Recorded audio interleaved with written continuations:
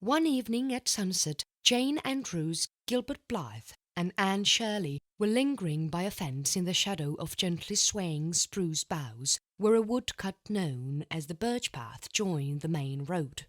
Jane had been up to spend the afternoon with Anne, who walked part of the way home with her. At the fence they met Gilbert, and all three were now talking about the fateful morrow. For that morrow was the 1st of September, and the schools would open. Jane would go to Newbridge and Gilbert to White Sands. "You both have the advantage of me," sighed Anne.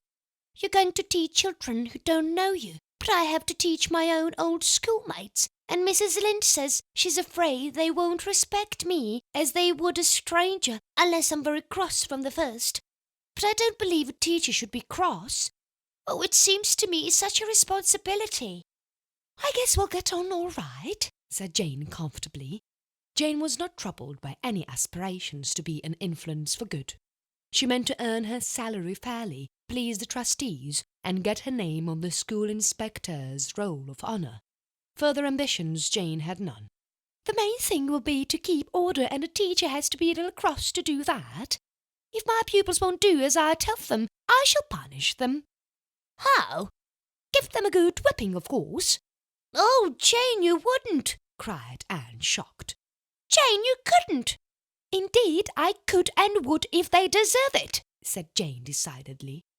"I could never whip a child," said Anne with equal decision. "I don't believe in it at all. Miss Stacy never whipped any of us, and she had perfect order. And Mr. Phillips was always whipping, and he had no order at all. No, if I can't get along without whipping, I shall not try to teach school. There are better ways of managing.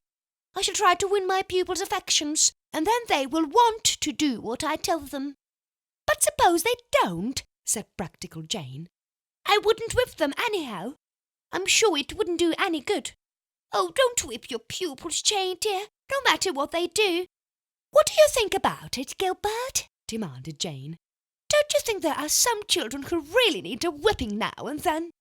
"Don't you think it's a cruel, barbarous thing to whip a child? Any child?" exclaimed Anne, her face flushing with earnestness.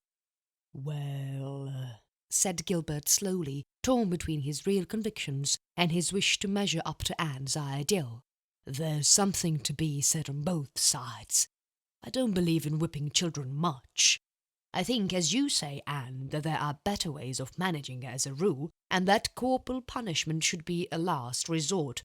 But on the other hand, as Jane says, I believe there is an occasional child who can't be influenced in any other way, and who, in short, needs a whipping and would be improved by it. Corporal punishment as a last resort is to be my rule." Gilbert, having tried to please both sides, succeeded, as is usual and eminently right, in pleasing neither. Jane tossed her head. "I'll whip my pupils when they're naughty. It's the shortest and easiest way of convincing them." Anne gave Gilbert a disappointed glance. "I shall never whip a child," she repeated firmly. "I feel sure it isn't either right or necessary." "Suppose a boy sauced you back when you told him to do something," said Jane. "I'd keep him in after school and talk kindly and firmly to him," said Anne. "There is some good in every person if you can find it. It is a teacher's duty to find and develop it.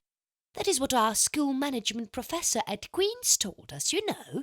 Do you suppose you could find any good in a child by whipping him? It's far more important to influence the children all right than it is even to teach them the 3 R's Professor Rennie says." "But the inspector examines them in the 3 R's, mind you, and he won't give you a good report if they don't come up to his standard," protested Jane. "I'd rather have my pupils love me and look back to me in after years as a real helper than be on the roll of honour," asserted Anne decidedly. "Wouldn't you punish children at all when they misbehaved?" asked Gilbert. "Oh, yes, I suppose I shall have to, although I know I'll hate to do it. But you can keep them in at recess or stand them on the floor or give them lines to write." "I suppose you won't punish the girls by making them sit with the boys?" said Jane slyly. Gilbert and Anne looked at each other and smiled rather foolishly. Once upon a time, Anne had been made to sit with Gilbert for punishment, and sad and bitter had been the consequences thereof.